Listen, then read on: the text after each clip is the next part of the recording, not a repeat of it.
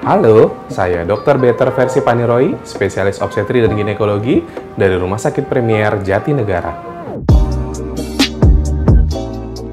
Pada umumnya, kehamilan berlangsung selama 40 minggu.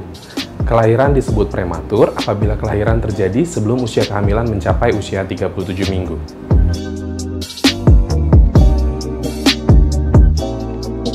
Faktor resiko yang mempengaruhi kelahiran prematur terdiri dari 3 bagian penting. Yang pertama adalah faktor ibu atau riwayat penyakit yang dialami oleh ibu. Yang pertama adalah apakah ibu mengalami persalinan prematur pada kehamilan sebelumnya. Yang kedua, apakah ibu mengalami penyakit penyerta pada kehamilan sebelumnya atau pada saat kehamilan saat ini, seperti diabetes mellitus dan preeklamsia atau tekanan darah tinggi. Kemudian, apakah ibu mengalami riwayat operasi pada kandungan sebelumnya?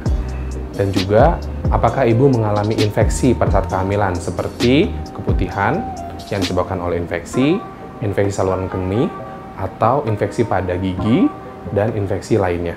Yang kedua, apakah terjadi perdarahan selama kehamilan? Atau yang terakhir, kemungkinan keluarnya ketuban atau pecahnya ketuban sebelum waktunya.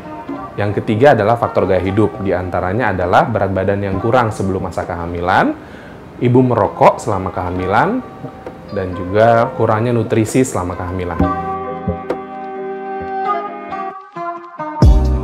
Ada faktor risiko secara jangka pendek, yaitu kematangan organ-organ bayi belum terjadi secara sempurna, seperti otak, paru-paru, saluran cerna, dan organ-organ yang lainnya, yang bisa menyebabkan kelainan atau komplikasi pada saat kelahiran.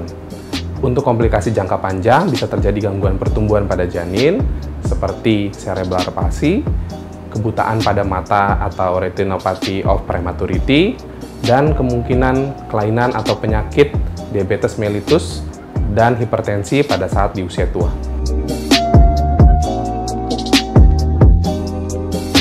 Langkah-langkah yang diambil untuk mencegah kelahiran prematur. Yang pertama, apabila ibu mengalami riwayat kelahiran prematur sebelumnya, sebaiknya segera konsultasikan kehamilan ibu kepada dokter spesialis kandungan untuk dicari tahu penyebab atau risiko apakah akan terjadi kelahiran prematur atau tidak pada kehamilan yang sekarang. Yang kedua adalah persiapan kehamilan yang lebih baik. Yang pertama, perubahan gaya hidup.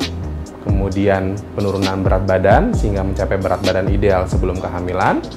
Kemudian olahraga secara teratur bisa membantu untuk mengurangi resiko kelahiran prematur. Kemudian mempertimbangkan jarak kehamilan antara kehamilan yang sebelumnya dengan kehamilan yang sekarang.